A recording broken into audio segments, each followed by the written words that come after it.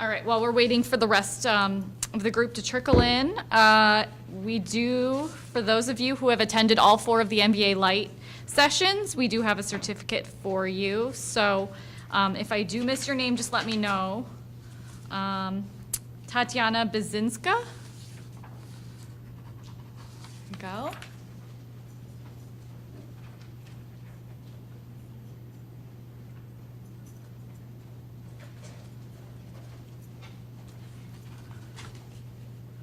Spencer Boyd. Thank you.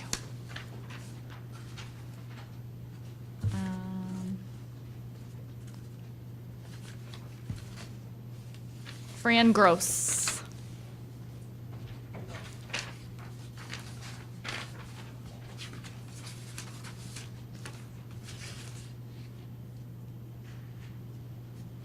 I'm Pratha Pakamore. Okay. Kim Osborne.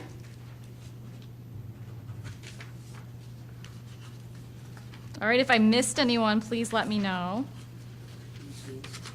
But there. All right. A little disorganized today. Okay. Next week is our Global Entrepreneurship Week, if you don't know. It's in partnership with the City of Hudson and the Hudson Library and Historical Society. There's going to be a full week of ongoing activities related to entrepreneurship. The keystone speaker is Brad Stone, who wrote The Everything Store, about Jeff Bezos and Amazon. If you haven't read it, it's incredibly fascinating. I'm in the middle of it right now. But he will be speaking, and tickets are free. It will be at the Hudson High School.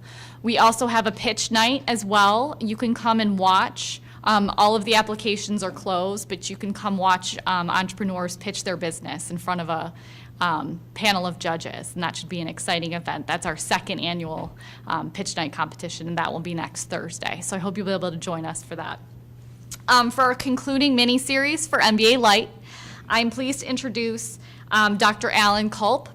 He is from the co-founder of the Baldwin Wallace Center for Innovation and Growth and the chair of Faith and Life. And he received a PhD from Harvard University and a Bachelor of Divinity from Harvard Divinity School.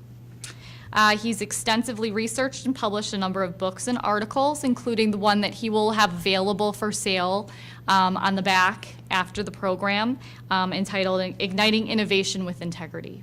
And he has also brought a colleague of his, or former colleague of his, Peter Ray, who he will also introduce. So please welcome Dr. Alan Kolp.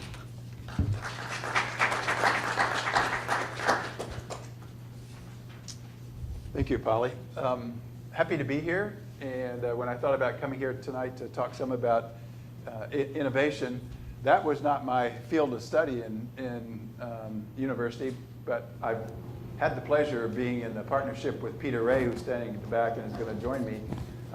Peter and I, he taught at Baldwin Wallace for a long time, and 3 years ago left me and went to Parker Hannafin. So he's going to tell part of that story as we've done a couple books together, and we're working on another one around the whole theme of innovation, and we've used integrity as the kind of base or the foundation of that, and so that's what we'd like to share. We do have the book at the back on Igniting Innovation with Integrity, and we're not going to try to talk about everything in that book, but we're going to try to pick off 2 or 3 things, and if it seems to be something you might be interested in, you can pursue the rest of it.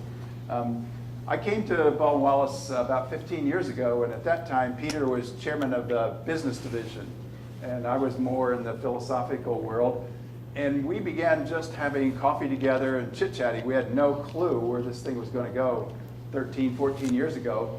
It's been a really interesting ride, and probably I, more than Peter, would say, I wind up doing things that I never dreamed I'd be doing. It doesn't fit square into my discipline.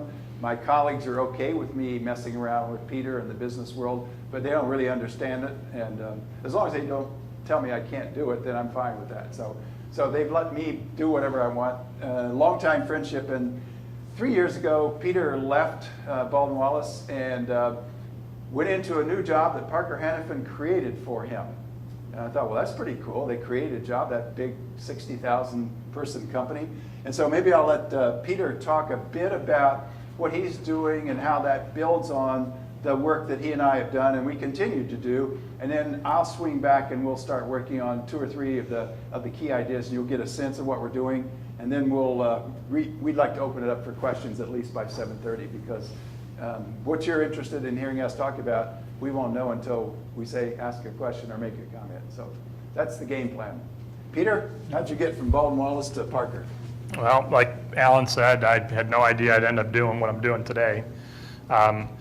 I held the Burton D. Morgan Chair in Entrepreneurship at Baldwin Wallace. So I was endowed chair, full prof, tenured, so only an idiot would give all that up to go to Parker, right? Happy as a clam, worked closely with Alan to start the Center for Innovation and Growth.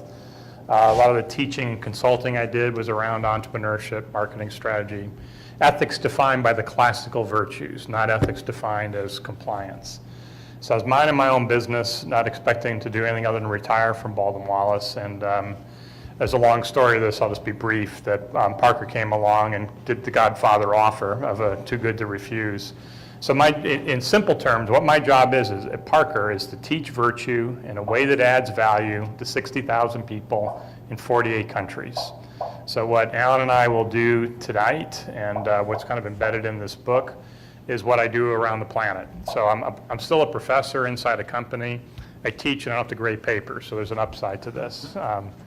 And as Alan pointed out, I mean, it really was kind of a too good to turn around thing. It really was an opportunity to do a life's work, and then how do you apply it from a global perspective. So Parker is very interested in innovation and growth, big draw for me personally. So it's how do you use these virtues. So when I use the word character and virtues, we'll unpack the details of this. That's kind of the foundation on which you create enough trust that you can grow something. And so all of you, as I understand it, either are entrepreneurs or have an interest in it. So you're in the same bucket, that it's all about growth, and then how do you go about that process. A little snapshot on kind of maybe to frame this. Then I'll turn it back to Alan. So, what would Parker be interested in doing, and what I'm going to unpack, and we'll use the evening to pull apart some of the details, is how do you promote high performance under pressure in an uncertain world? That's what Parker's interested in, and we're not alone. Alan and I are good friends with Mark Shapiro, who runs the Indians. He's got the same issue of how do you teach these young ball players how to perform at a very high level under pressure with an awful lot of uncertainty. The Cleveland Clinic is a place I've done a fair amount of work with and continue to do work with. Same thing as world-class care. Well, that means people that are performing literally at a world-class level. That is the expectation, under incredible pressure in an uncertain world. So over and over, that becomes the kind of theme, and we'll kind of flesh out the details of that. So that sounds like your world, that you've got to perform at a very high level. So kind of averages over. Doesn't really matter whether you agree or disagree with this. That's the gig. Globalization and technology have made it required that we've got to excel. But if we're really doing things that it's guided by integrity, and we need to understand exactly what that means. And we're figuring out ways to add a lot of value. That's wonderful. It's strategically smart and a more pleasant way to live. My last piece on this, I want to turn it back to Alan.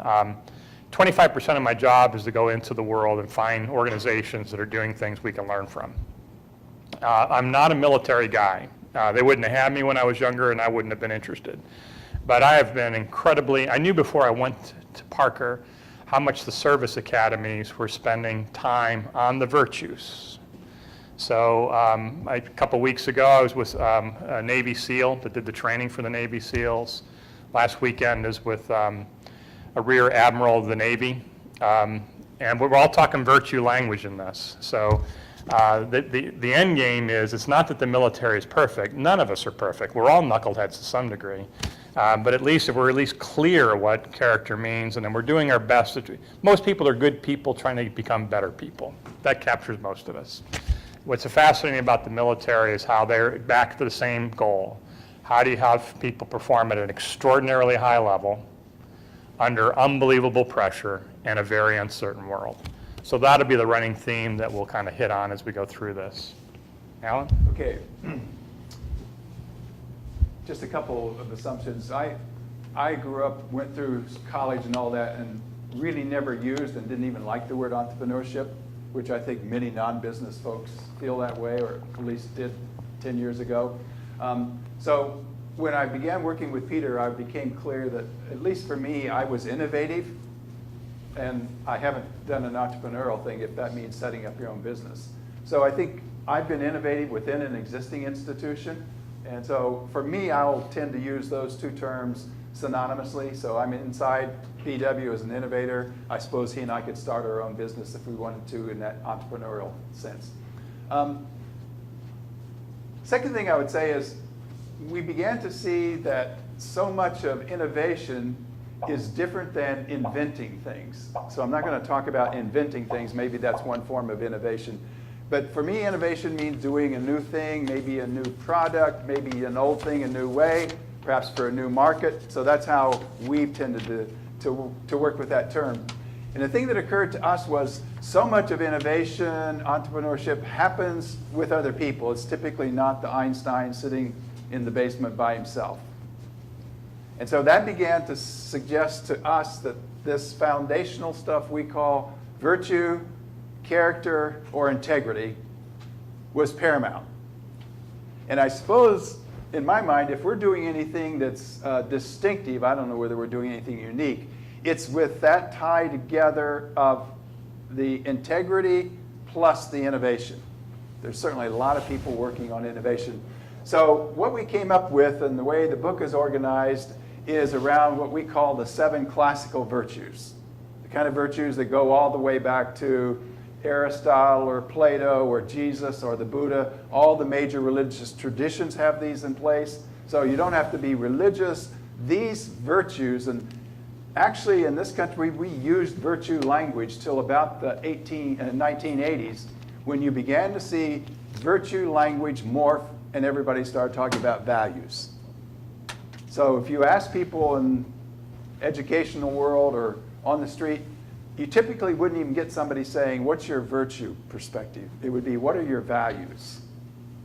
So I'm not against that term, but I just want you to know when we're talking about virtues, we're talking about the classical ones. And what I'm going to do this evening with Peter and you is we'll probably pick off 3 of those as foundational, and then we're going to use each one of the 3 to talk about innovation from 2 perspectives. What we like to call a mindset of innovation and a skill set. And so we're going to do 2, 3 virtues, and each virtue will have a particular kind of mindset and a particular kind of skill set. And you should be grateful that we're not going to try to do all 7 in this period, because that would be 21 things, which is, it'd be stupid. So we're going to show you what it looks like and then invite your questions into the framework. When we think about innovation, we decided to start with what, in my field, I'd probably call love. At Parker, Peter's talking about compassion. But that sense of care for others, I'm always looking for, what are some synonyms? If people don't like love, fine, I don't have to use that word. I'll use compassion or care. So again, thinking about a team, a high-performance team, if you will, if they don't care for each other, in fact, if there's some suspicion of each other, that is probably not going to be a high-performance team, and they're probably less likely to be innovative. They're going to be dealing with other kinds of issues. So when we think about love, or passion is the language we like to use when we think about innovation, passion is probably necessary in most innovation processes. If I don't have the passion, there's not sufficient drive to sustain it over time. And when I think about the average student sitting in my classroom, actually that's what I think would be missing in many of them. They don't have the passion, the drive. They think that, oh, I'll get a degree and that'll get me a job and I'll be fine. Well, that doesn't take seriously enough what Peter suggests about the world that we're living in, this really uncertain, ambiguous, threatening kind of world. So the first thing we're looking for is, how does passion, or I'll use some synonyms, passion, compassion, love, care, how does that then morph into an innovative skill set and mindset. So Peter, how about the skill set? So I'm going to go back to these three ideas of high performance, pressure to perform, and in an uncertain world, and then I'll get concrete about the compassion part. So when we look at, well, I'm not making this crap up. This is all based on science. So it's very well researched about what drives high performance. Purpose, mastery, and empowerment. And a strength-based approach where you're playing to people's strengths. It doesn't mean you're ignoring weaknesses. It just means average isn't good enough. So you're all entrepreneurs. No one wants to buy mediocrity.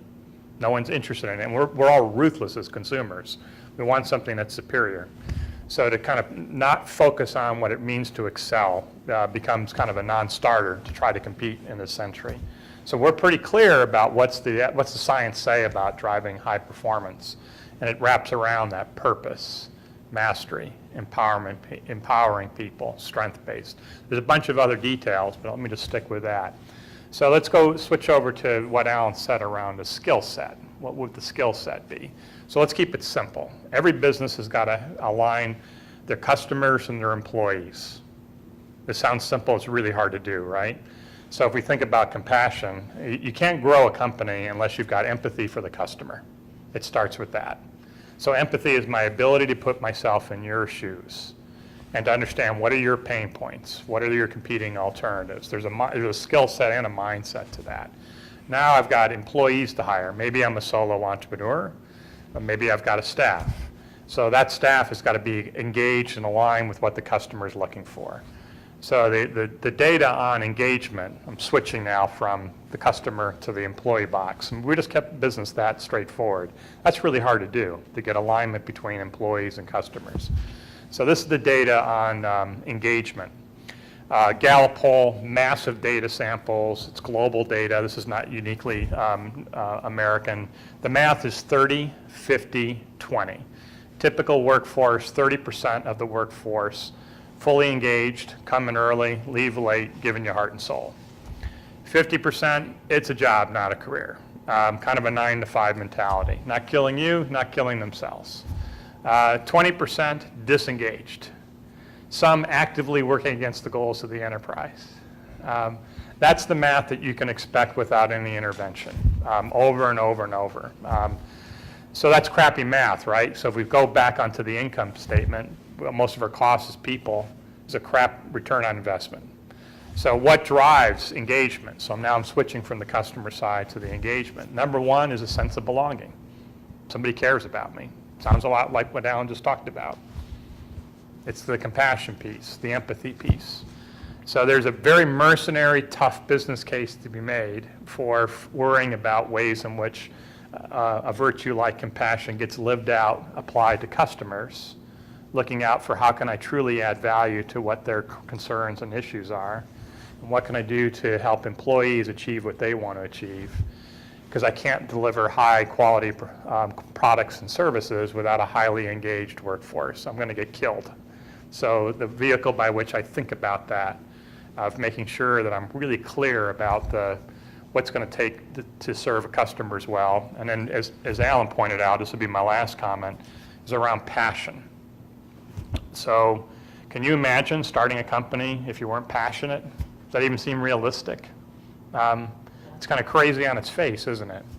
So for big companies, screwball organization called Lite, I'll start to give you some data on this. Only 11% of America's workforce is passionate. Remember that 30% I told you that was engaged? A subset of that, 11%, are passionate. Passionate people 2 times as likely to take on a challenge as less passionate people. Passionate people have 2 times the social capital of less passionate people. Social capital being defined about the number of authentic relationships I have. Not how many names are in my iPhone, authentic relationships. And we learn how to develop authentic relationships, but now we're back to the virtues. Getting pretty clear about who I want to be, how do I want to live this out, and forming relationships that are authentic, both to customers and to employees. So there's an easy business case to be made around this. But what's not so easy is, well, you know, what am I thinking about? Do I even understand what integrity means? Do I have a common language? If I do, do all the people I work with, are they clear what that language means? And even just starting a conversation, you know, we're all, this idea that, you know, can you teach character, I think is actually the wrong question. You're all teaching character all the time. So the real question for all of us is, how well am I teaching it? Not can it be taught? All these virtues are learned. We learn to be a knucklehead, and we learn to be compassionate. It's all about choice. So the more we're clear about what this means and how we live it out, that's good for business. It happens to be the right thing to do. And that's kind of the thrust of this. Strategically smart happens to be a better way to live. So when we shift over to mindset tends to deal with a more soft side, whereas skill set often somewhere in the 7 virtues, often skill set is the kind of thing you can actually learn. Like I could take an accounting class if I really wanted to know accounting and have that as a skill set. In my case, I would just prefer to hire an accountant. Why do I need to learn accounting? I can hire one. But skill set is that. When we think about passion or love or care as an innovator, Peter already referenced the customer service piece. What's the mindset that I can take into a situation where I begin to have a clue? How do I know what the customer really wants? And how will I know what the customer's pain point is? And typically the mindset that we go into often makes presuppositions and expectations, which sets up the framework by how we listen. So one of the things that we've liked to use in the past, particularly with students, is to develop what's called the voice of the customer. Can I be with a customer with little expectation or assumption so that I can really hear from him or her or them what their pain points might be? And in many cases, they're not even sure what it is. So we have to get them into a conversation, maybe multiple conversations, as we explore where is a pain point that I may somehow innovatively begin to imagine addressing. The second thing Peter mentioned, which is really more of a mindset, he mentioned social capital.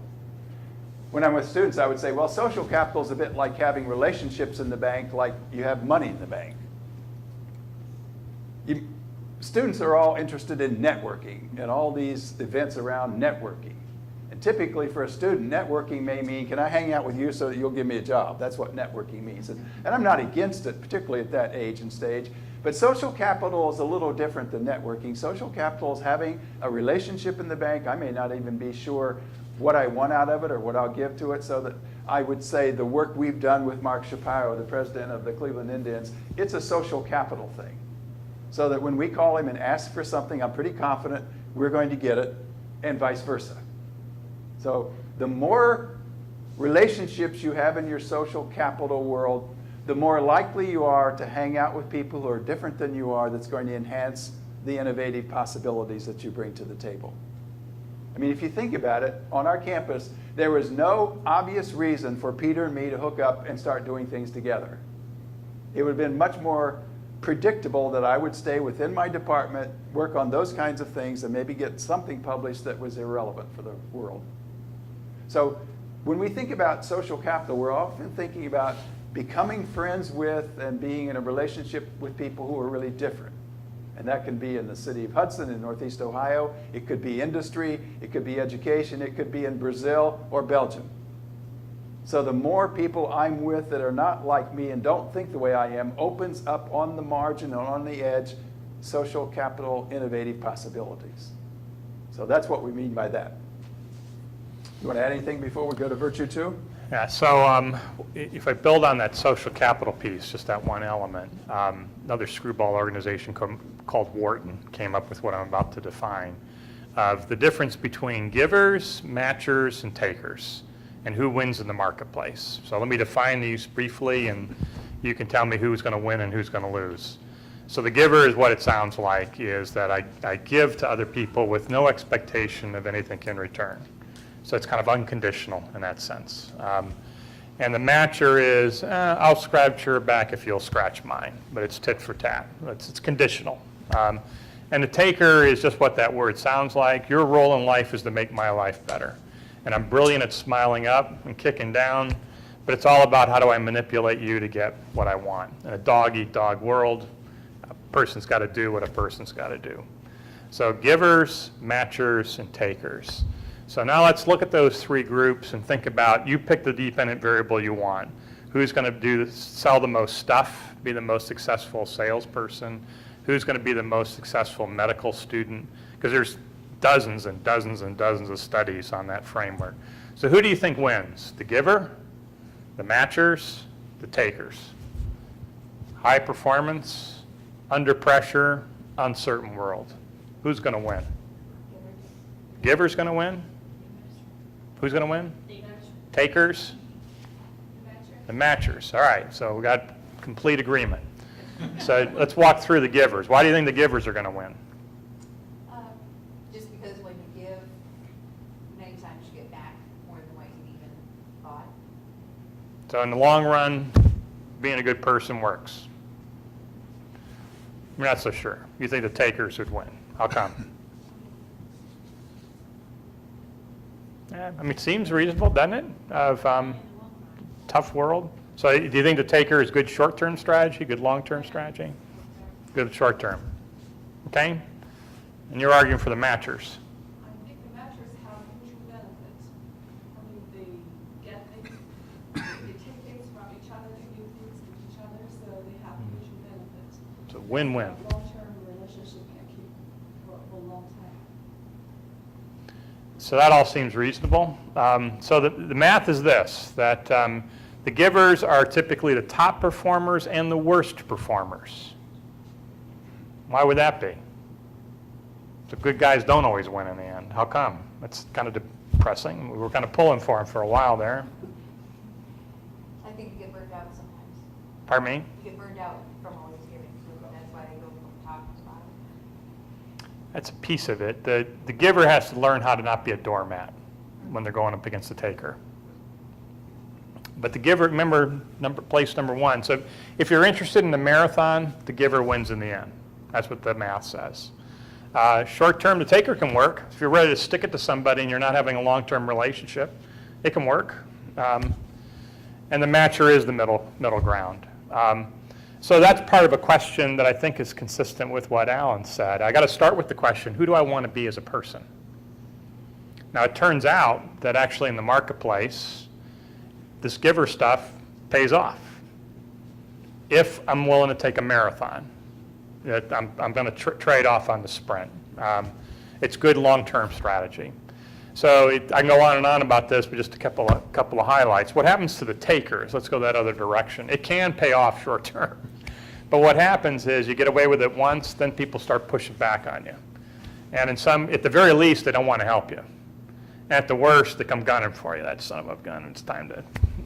So you kind of create so much blowback, it's hard to succeed long term. The giver, what happens is the reverse. It's kind of, geez, every time you turn around, they're doing something good for me.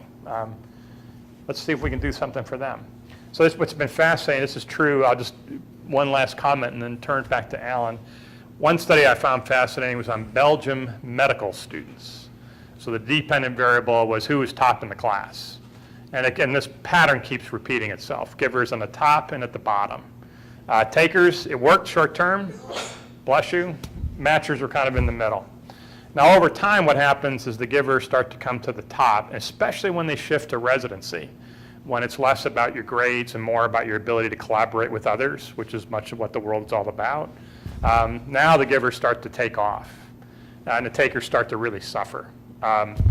So it starts with that basic question, who do I want to be? And then not kidding ourselves, is that where I really get tested is under pressure. So all of us want to say nice things about ourselves, but under pressure, will I revert to a taker? It's just all about survival of the fittest, or is this the time when I'm really actually willing to give? Not easy questions to answer, but that gets at that mindset idea. Good. And let me remind you that why we're doing this virtue, integrity stuff is that most innovation and entrepreneurship is a process over a fairly significant amount of time. So that I'm working with customers, I'm working with employees, maybe suppliers. So who I am is the person I'm in relationship with all these various people. So that's why we're continuing to go back to that as the foundational piece. If I'm a person who lacks passion, then I'm probably not going to drive this process very far. And I'm going to be a drag on others on my team that may be trying to drive it far. So the second virtue, and we're going to do just 3, the second virtue that we bring in after love, which is the passion to drive the process, we want to talk about courage.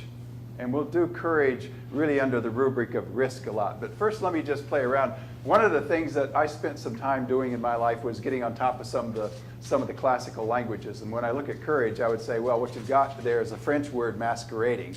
The core word in French is cœur, which means heart. So courage is about the heart. Maybe we would even talk about the soul, that deeper sense of who I am and who we are. So courage has that sense of ability to know how to put my whole heart in it. So you can think about all the ways in our culture that we talk about that, whether it's athletics or the theater, where she put her whole heart into it. He played his heart out. We're really talking courage language here. They were willing to go beyond that place of comfortableness where many of us live. So the question is, what role does courage play as a willingness to take some risk that's driven by passion? Because I'm assuming inherent in the innovative entrepreneurial process is risk. And if I'm averse to risk, then I'm probably working with less courage. And there are some ways that perhaps we can imagine it. But when we took courage into the skill set, what did we discover? So, one of the things, as Alan pointed out, I mean, what could be require more courage than to be an entrepreneur, right? To strike out on your own. And the tendency is to look at, well, geez, all the things that could go wrong. Now, the flip side is what's really high risk is we're not growing and the world's moving faster than we are. There's high risk. So if I put it in terms of a skill set, you might all be familiar with an S-curve, that products and markets have a traditional, very predictable pattern of at some point coming out and you're making money and you're making profits, and at some point the market matures and usually your margins start to get squeezed and sales start to drop, and unless you innovate, you got a problem, right? And all kinds of nasty things start to happen. So the Peter Drucker line was, you have to put your products out of business before your competitors do. That takes courage. And the whole idea, if we switch it back to a virtue, to be a virtue, I have to aim at the good. So something like, I'm dating myself with this example with Evel Knievel. That might be awesome, but it's not courageous. So it's important we understand this, that to be courageous, it has to aim at the good. So when I think about my products and services, does it do more good for society? Is it advancing? We're using commerce as a vehicle to make the world a better place. So at Parker, our first thrust on innovation are the greatest challenges facing humanity. So we look at that as our first screen, whether our products or service are making that contribution. Now, 1, that happens to be the right thing to do. 2, it leads to high engagement. 3, that's a marvelous S-curve. If you're taking on things like water preservation, you can make a living for a long, long time. So it's strategically smart to think about that courage in that way. Maybe I'll just stop with that before I get into the other stuff. Let me just pick up a couple things. Oops, I lost my thing, I think. I think I stepped on it when I put the water down. Do you want to fix it for me? This is called an intermission. Sorry about that. Yeah, you're so Okay.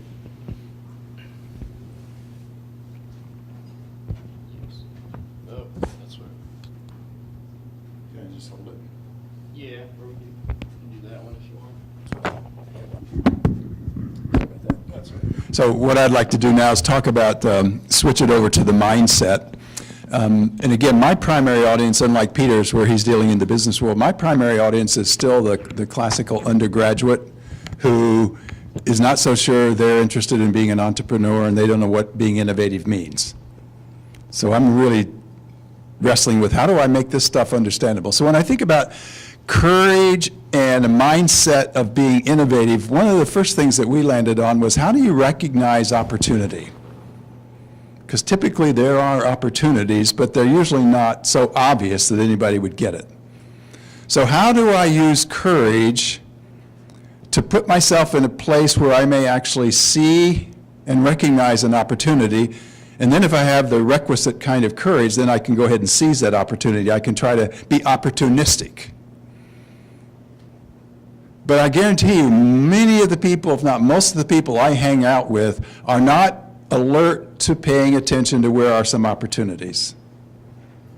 They're on a more traditional path, and it seems to me that's what the entrepreneur is about, and that's why I find the entrepreneur so fascinating, is in some sense they're on the make to see opportunities or maybe even to create opportunities.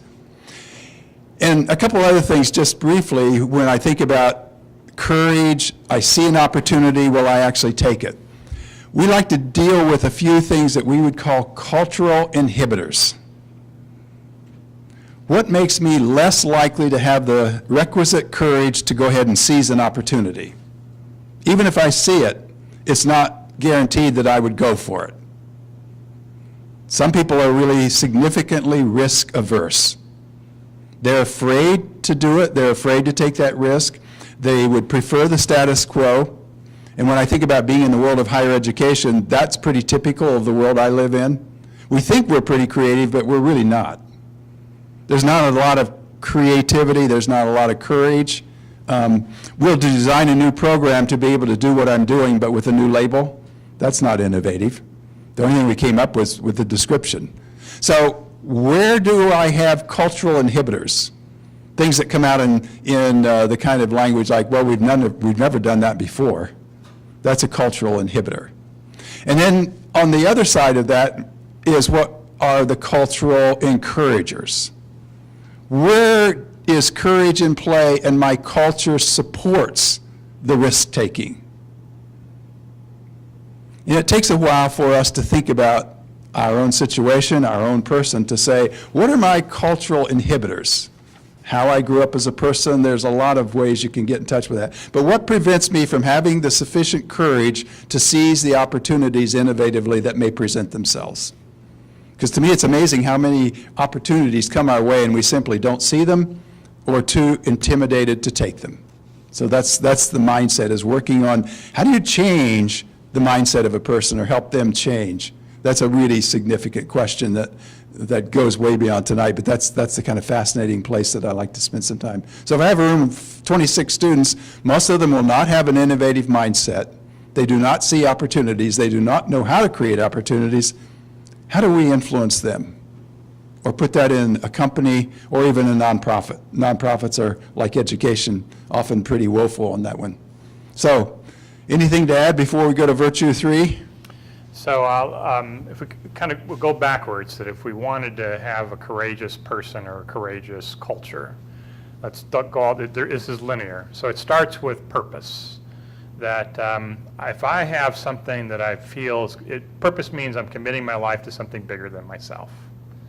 And when I'm driven by that, that starts to tap my passion. When I've got that passion, then I get the persistence. So remember the math I gave you on passion? Passionate people, 2 times as likely to take on a challenge as less passionate people. Now I'll give you one on persistence. Persistence predicts success 2 times IQ. Let that settle in. Persistence predicts success 2 times IQ. For some of us, this is great news. Screwball organization that the initial studies were done, West Point. When I've got there's almost in fact, one of their studies showed an inverse relationship between IQ and the ability to get what they call beast barracks the first 6 weeks of West Point.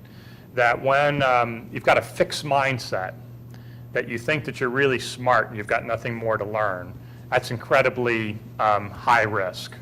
So the person that actually views the world as, I can get better if I work really hard at it, if I have good effort, if I'm well mentored and well coached, I think I could get smarter. I think I can get more athletic. I think I can become more musical. And so the math is pretty clear on this, to stick with innovation. Another screwball organization called Harvard has studied to death this idea of, can innovation be learned? The born or bred argument. And roughly speaking, the punch right to the answer, it's about 2/3 learned, 1/3 bred. born. So that much, and there's a bunch of details to this, but it's wonderfully optimistic, isn't it? That I can figure out ways to become more creative, to become more entrepreneurial, the very things that Alan lifted up. The last piece I want to hit is around how we grow from difficulties. So there's lots of good evidence on this. One, NASA, as an example, will only hire astronauts who've gone through a significant life challenge and come out the other side better, not bitter. So there's this wonderful block of research that's just fascinating about how we respond to trauma.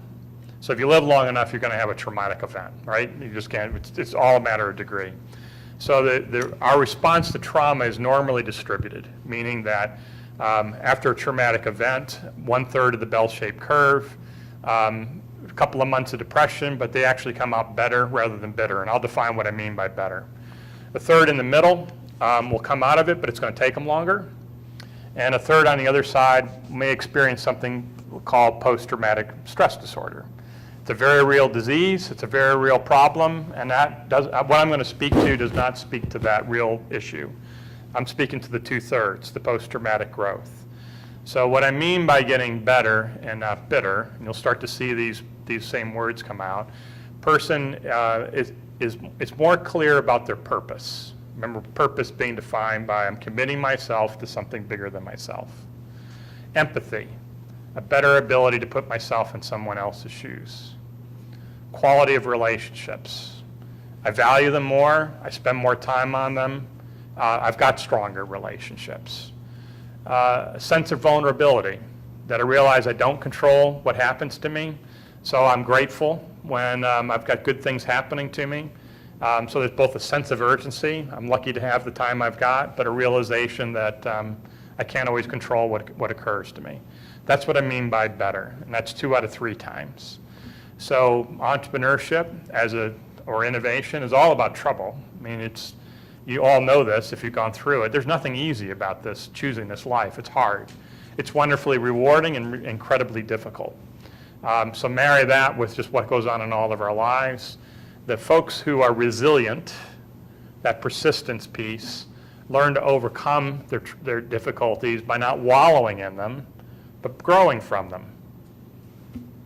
That takes incredible courage. Good. Well, let's look at the third one that we want to do tonight, and we'll leave the other 4 untouched. The third one we would do is, in the book, I'm sure we call it faith. My favorite synonym for faith is trust, so I use those in the same vein. In a different time, it might be interesting to hear whether for you they're synonyms or whether there's difference. But right now we're talking about faith or trust. And when Peter and I first started doing this work, he said, faith, I'm not so sure. That sounds kind of theological or religious. And I said, well, let me give you the Latin word for faith. It's fiducia.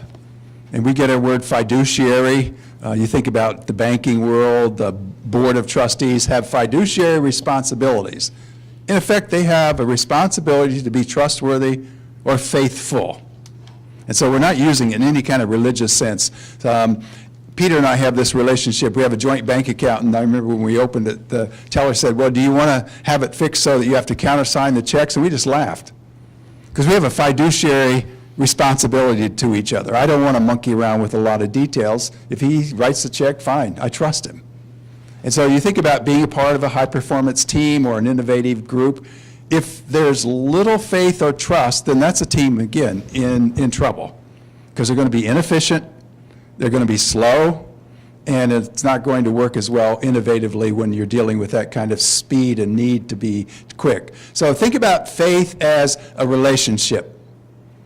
Faith or trust is always in something or in somebody. You don't just trust. Implied is in something or somebody. And usually it's multiple people, maybe multiple processes. Some people trust fairly quickly, and others of us hang back, and we're really much more slow into a trusting relationship. And we've done a lot of stuff around the world, and think about trust as doing business in Russia or China, so there it gets even more complicated when you add the global dimension or the cultural dimension even within this country. So there's where this virtue tends to get played out. Again, usually with very little or no attention to it, but it's always in play if 2 or more human beings are involved. So where does that go with respect to skill set? So a couple things. Trust is the one that's kind of really easy to make the economic argument on this. You'll all have had this experience. High trust, it's going to cost you less and you're going to be fast. Low trust, it's going to be really expensive and man, are you going to be slow. And you're going to get killed in the marketplace. So it's ultimately speed and cost where trust is at play. Trust is efficient. Happens to be a more pleasant way to live, but high distrust either with a customer or an employee, it's a crappy way to live, and it's a lousy economic argument. You might have brilliant strategy, it's a great value proposition, and you can't deliver it because of trust. So think about your own relationships where you've got high trust, and think how efficient you are, and then think about low trust, and how tough it is to get things done, even if you know what's right.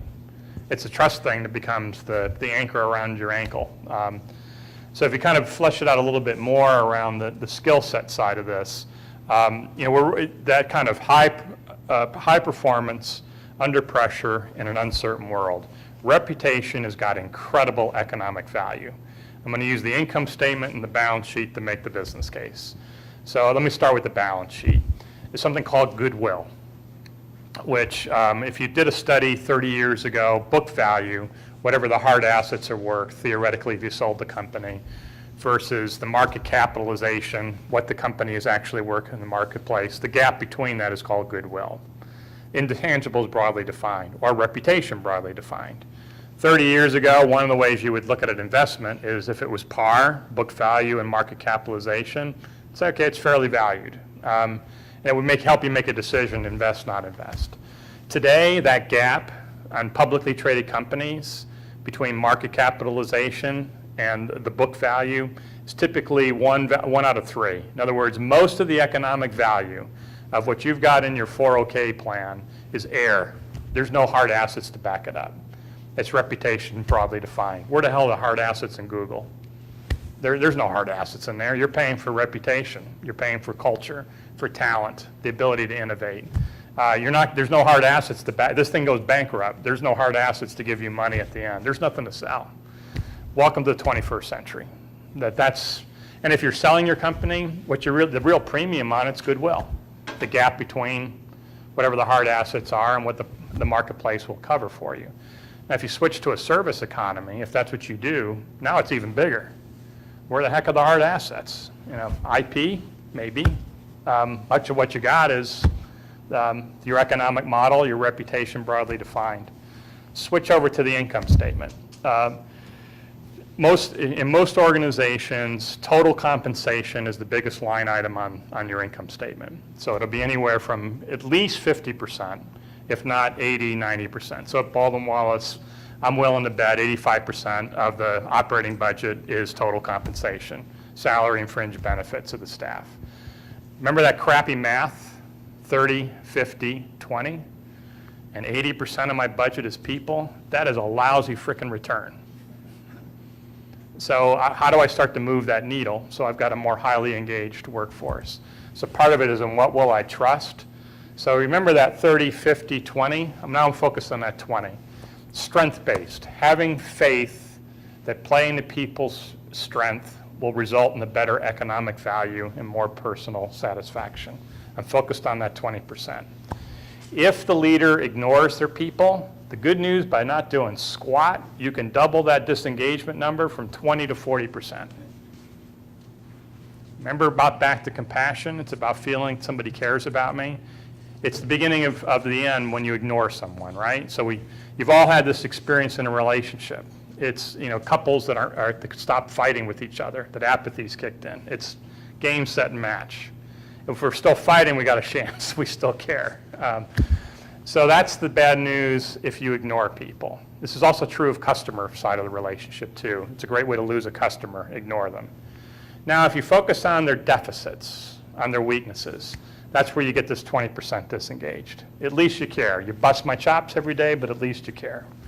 If you focus on strength, 1% disengaged. 1%. This is really good math. It's really stupid to go the other way when you think about what will I trust in. To focus on deficits, to ignore people. When you look at the math, it is such a stupid plan. If I focus on strength, I got a much better chance of competing effectively. And it happens to be a more pleasant way to treat people. Strength-based doesn't mean that you ignore weakness. That's bad news. I mean, that's called narcissism. It just means I leverage strength and manage weakness and put trust in that. And there's a strong, easy economic argument to make for that. It's true of all of us, right? So we've been taught, we've learned to trust that the way I get better is figure out what I stink at and work on it and strive for mediocrity. And this is somehow going to work in this high-performance, uncertain world under pressure. The way I compete in this world is I got to bring my A game. So I need to be really clear where I excel. How do I make my strengths even stronger? And how do I offset my weaknesses with someone else's strengths? That's the important part. I'm not ignoring weakness. It just means it's damn hard to go from stinky to superior. At the best, I'm going to strive for mediocrity. So putting my faith in a strength-based approach, it's smart from an economic point of view. It's also more gratifying. Just thinking briefly about the mindset, and then we would like to engage you and whether comments and questions you would have. The mindset, again, tends to be a softer, less clear that you would go and learn this and be able to do it right away. A mindset would be more an awareness of who are the people in whom I've placed my trust, legitimate, and to trust somebody is not a call for us to be naive, and some people are not trustworthy, and that would be stupid. That would not be virtuous, that'd be stupid. So what are the players that I'm involved in this? And then secondly, what about the process? Is that a trustworthy process that we're involved in that's driving this innovation thing? Again, I think perhaps many of us don't really pay attention to that kind of thing. We just waltz into a new situation and be however we've been brought up to be. So if I'm a slow truster, there are ways in which I may indicate that. So Peter and I are pretty clear with each other. Where do I think I'm a little stronger in virtue, and like he's really more off the charts in terms of courage than I am. So when we want to move fast, I usually trust that he knows what we're doing and I'm along for the ride. So for me, the issue isn't courage so much as I trust him. So that's where it really begins to cash out in this real world, as I think about who are the people in whom I've placed my trust, whether it's in my company, in my school, wherever, and by committing to work on the 10 greatest problems of human race, that's a kind of statement of their ultimate concern. We'd like to be working in arenas that will make a big difference for a lot of people. We could do the other three. The only one that, when we don't have a chance to do it tonight, I would say the other one, and maybe it's because we're chicken that we leave it out, is justice. You want to talk about a really ornery one, justice is a really ornery one. Are you fair to me? Do I get an equal say? All of that stuff that gets worked out over time with respect to justice. And then there's three more, temperance and prudence and hope. So we try to deal with all of those in the book, but right now I'd like to bring this to a close and see what kind of comments or questions that you have, and we'll go till our friend back there says, you guys got to quit. Or if nobody has anything, we'll quit now. So, comments, questions, please. Great talk. I appreciate your time. I'm sure all of us appreciate your time as well. Question about the high trust that you brought up. So, you work for Parker. You have a lot of confidentiality issues with people that you're engaging with in the process of doing business. How do you get involved with that high trust quotient of consideration when you have confidentiality where you have some signed NDAs and already you're starting off in a low trust environment? How do you get that high trust consideration elevated? All right. Did you hear that question in the back? So the question is, at a place like Parker that's got to worry about IP and that kind of relationship would start off with some degree of distrust. How do you get to high trust? Is that a fair way of framing it? So like most things, they're kind of the bell-shaped curve, right? So let me kind of start at the high end of when there's high trust and what do we do on the other side as well. First off, when it comes to trust or any of these virtues, it's a work in progress. So we all have relationships that are in the toilet. We all have relationships that are actually brilliant, and our challenge there is how do we make sure we don't take them for granted. And we have relationships that we haven't created with people, and how do we earn their trust. And so the restoration of trust might be the toughest nut to crack. Sometimes we take for granted those high trust ones, though, that are so rewarding to us, and that's the one I'm going to start with. And then it's also trying to create one from scratch. I think it was part of your question. So one thing that we started to do around the innovation piece is start with customers who we know, like, and trust. One, because we've got pretty good insights about what they're trying to do from a business perspective. Two, because trust is high, it's efficient. We can move quicker. We're going to do the NDA stuff and protect our patents, but even the very best ones, we actually share patents. So that's the high trust one, right? So those are, wherever that falls out on the bell-shaped curve, we'd like to have more of those because that's smart business, because it takes a long time to create a new product or open up a new market, but it's also more pleasant. So let's go to the other side, so that we want to make sure we don't take those for granted, right? We're going to have to give time to it. So in our relationship that we don't have with someone, how do we earn trust? It's going to take some risk, right? Who's going to be the first one to take some risk? That's how relationships are built. You can't be, as Alan pointed out, it's not about being naive, and you do need to protect your IP, but are there ways in which we kind of formulate a way to form the relationship? And then the toughest nuts of all is restoration of trust. There might be a lot of good reasons why you should do that because it's the right thing, but that's going to take a heavy investment. And maybe the problem was us. Maybe we created distrust. Well, that creates a whole set of dynamics about are you willing to come clean and apologize and atone and all the things that we know you have to do to get trust. Your ego's not your amigo. You're going to have to slay it and do what's right, not because of what's going to make your life easier. Those all become part. That's the toughest nut of all, is how do you restore trust. But it's not a bad way to think about when you look at your own business relationships. What are the ones that are high trust? You know them, you like them, you trust them. That's probably where you've got the best growth opportunities. It doesn't mean you ignore the other side, but boy, that's not going to be an easy thing to change. I don't know if that answers your question, but it's one way of framing it. There's a lot of details to what you're asking. It's a really good question. It's just, maybe I'm just trying to think of a framework to approach it, because I think the gory details would take too long to get into. I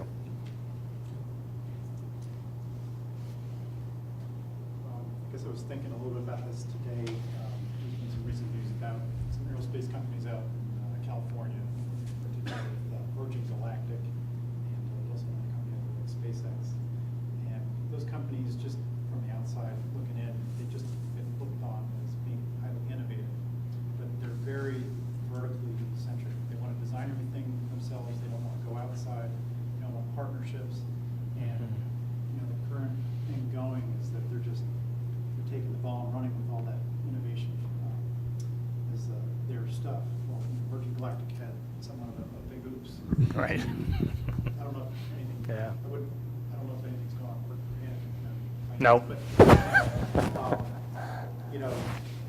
when I look at some of their competitors, there's a company out in Switzerland that's literally trying to do the same thing that Virgin Galactic is doing. And they are building partnerships all over the place. They're trying to wind tunnels in places that they don't have any access to. And is there just something in the United States that prevents us from building those relationships and just being completely vertically oriented?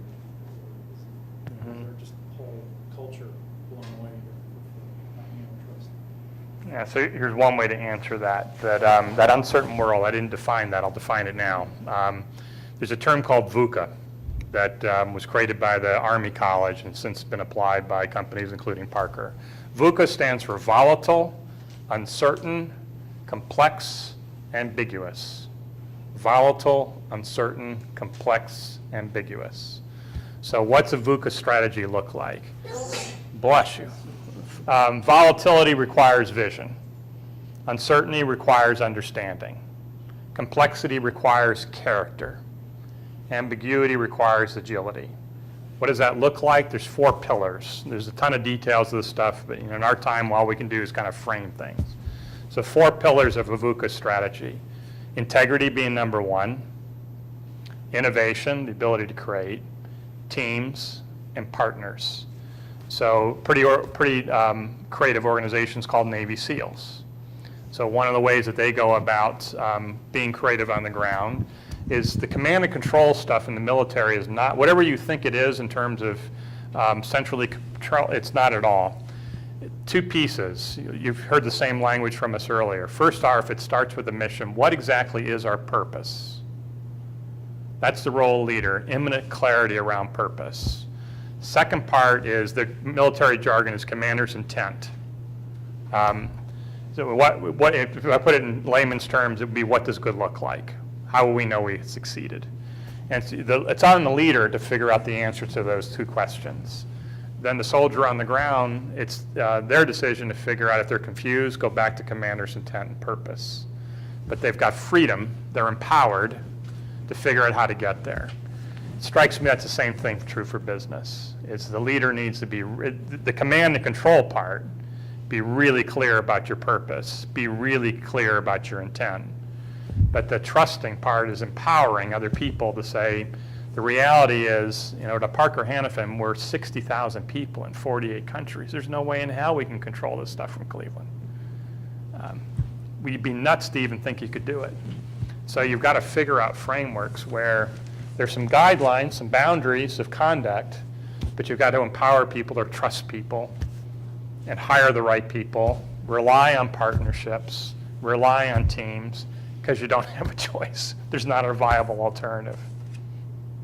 You got to accept some lesser amount of control. Right. Key. Exactly. You don't have a choice. Which is a piece of trust to begin with in more cases than not. Yeah. I'm curious to hear your kind of impression or your just general commentary on General Motors. Do you want to take a stab at it and I'll come in? All I know is what I read in the public media. It seems to me the whole story is still coming out. So rather than do the kind of Johnson & Johnson thing of many years ago where they just, as quickly as they could, come clean and work on it, it's like the numbers keep going up and Mary Barra keeps appearing before this group and that group. So I don't see that as a virtuous reaction. It seems to me one purely driven by what can we get away with. So that's my take as I read stuff, and there's no inside information on my part. Maybe there is on yours. No, there isn't. It's, I mean, the kind of broader lesson from a GM is over and over again, it's not the crime that gets you in trouble, it's the cover-up that gets you in trouble. And somehow we don't keep learning this lesson. Exactly. Where if you take your hit up front to say, man, did we screw up? And you just say, here's what we know. Time after time, the Johnson & Johnson being the kind of preeminent example of that, that's the giver idea, that you actually end up, you're going to take a hit short term, don't get me wrong, it's going to be brutal.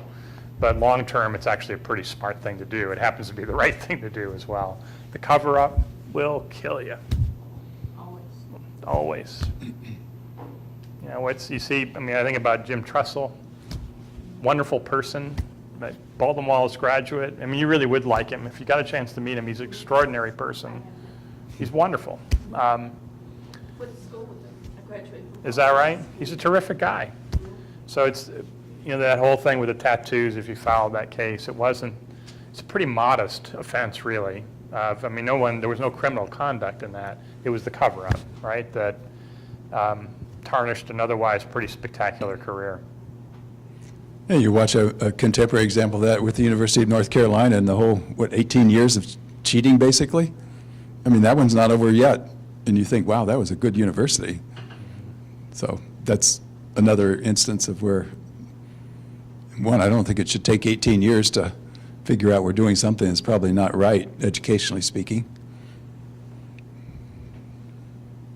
Right? Yeah. What's your biggest aha moving from academia to the corporate world? He's making more money.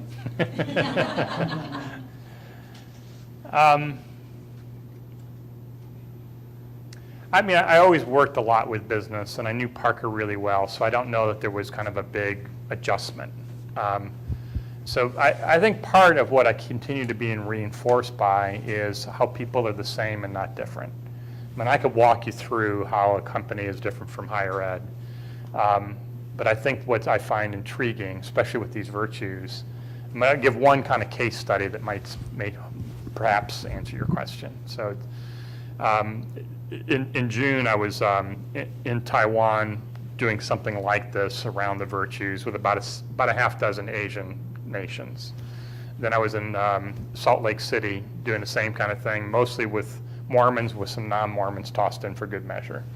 And then I was in England with about a half dozen European countries.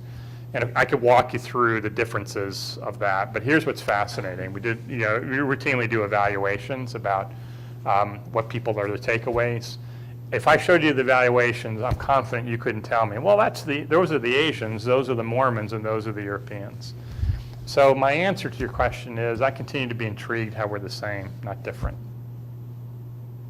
I think that's what intrigues me about what I've been up to the last couple of years and the work that Alan and I have done for a long time. I think we overstate the differences and we understate the similarities.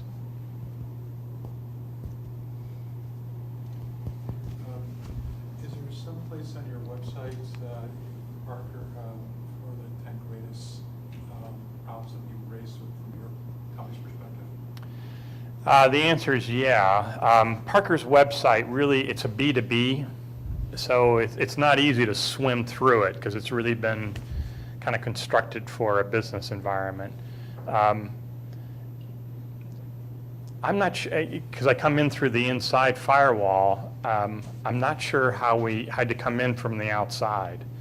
I think it's a reasonable bet that if you typed in 10 greatest challenges facing humanity or 10 greatest engineering challenges, that something could come up around Parker.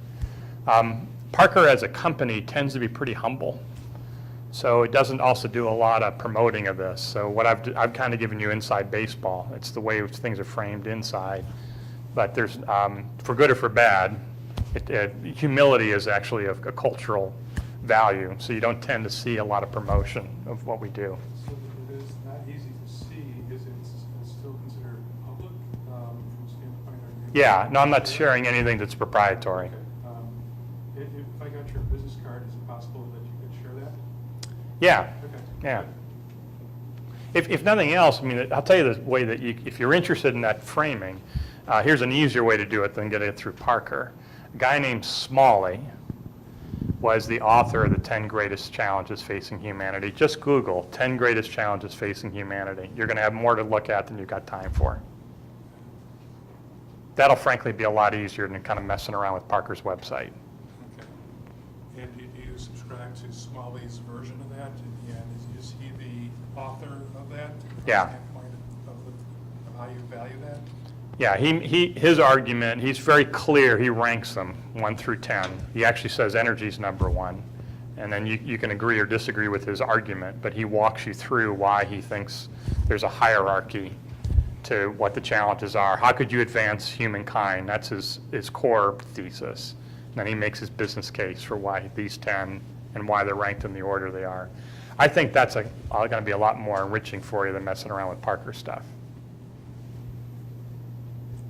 Kent State graduate, or he worked at Kent State, that was it. Though I think he did his work in Texas.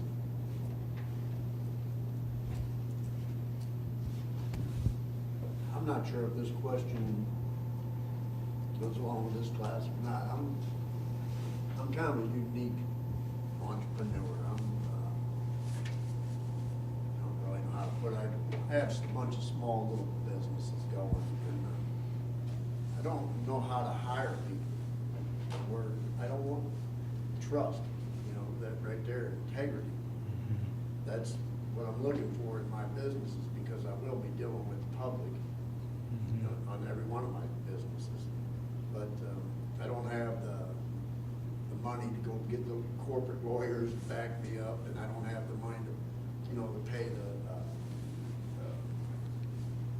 workman's comp claims and all that stuff. I just don't, because my businesses are very small, but it's enough to get a college kid through college.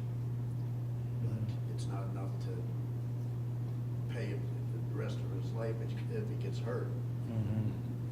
So I'm not sure exactly how I research or find the right person.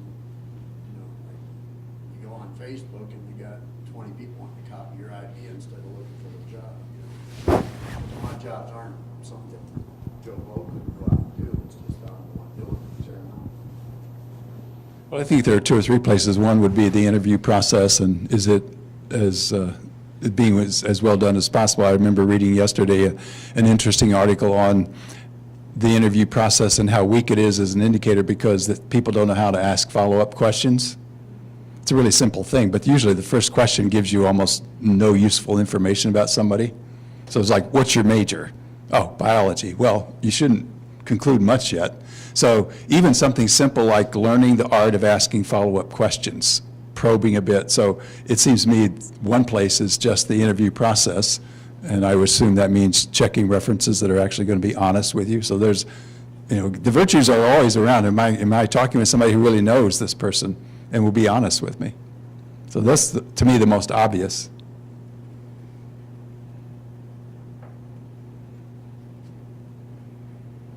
Well, it's a school night. You want to wrap it up? Yep.